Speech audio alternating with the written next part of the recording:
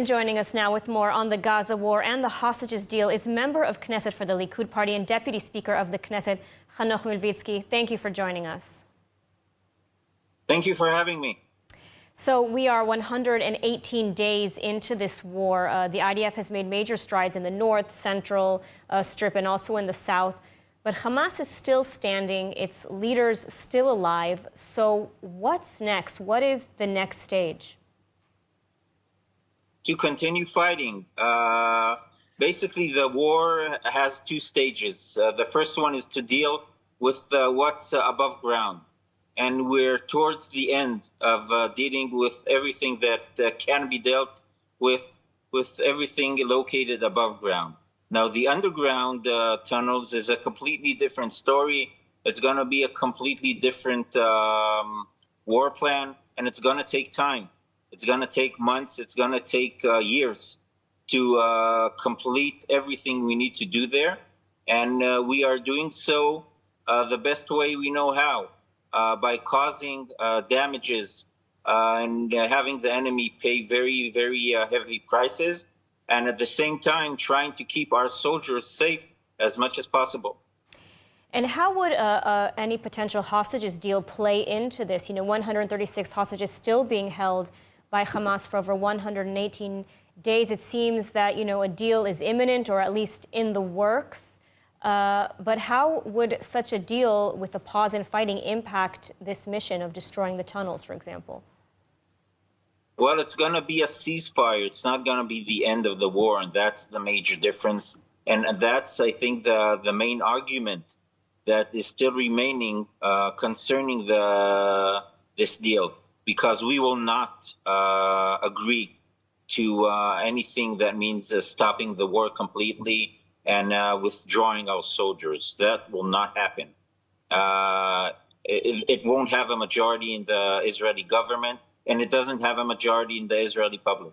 So therefore, we will not do anything like that. We need to make sure that first we have a deal that involves all the hostages. Nobody is left behind, and that includes bodies. And the other thing is, like I said earlier, not stopping the war, but agreeing to a limited ceasefire.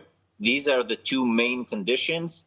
And, the fine-tuning in between is what the job of the very few and discreet people that is handling the negotiations, that's their job. And I would suggest very warmly to remember that almost nobody knows what's really happening. Almost nobody has true data or information about the deal. And everybody now is talking through speculation. And that hurts the families. It doesn't make any positive impact. And I think the best thing we can do is wait for us to know what the deal truly is, have an official announcement on what the deal truly means, and not deal with speculations. And there's also talk that Yair Lapid, head of the opposition, may join the government to ensure that any future deal could pass. Reports that he was offered the Justice Ministry. What can you tell us about this, and would you welcome such a move? Yair Lapid was offered to join the government from the beginning with Benny Gantz, but he decided not to do so. And the government doesn't need him to go through a deal to release the hostages. If it is a good deal, it will have a majority in the government. If it's not a good deal, then it won't have a majority in the government. And the government doesn't need Yair Lapid for the hostage situation. I think it would be best for Yair Lapid to join the government where he can truly contribute something positive. And so I do also want to take a look at the northern front. Israel is preparing itself for the possibility with a war with Hezbollah, though it seems it does not really want a confrontation or to open a second front. Is there any progress being made on the diplomatic front, vis-a-vis Hezbollah? And if not, is war likely in the coming months? Well, the defense minister already said that the time for diplomacy is running out. And this is what's going on. As of now, there's no major progress.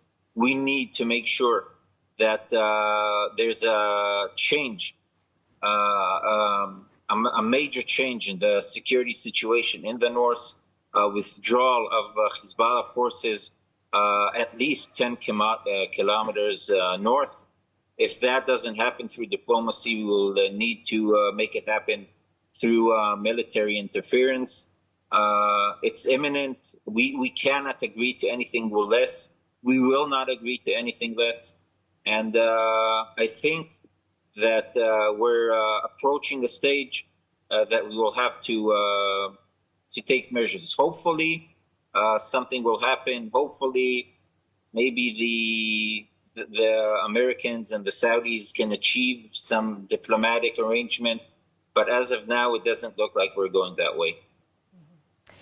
All right. Well, Member of Knesset Hanoch Mילביצקי, thank you so much for taking the time to speak with us today. Thank you.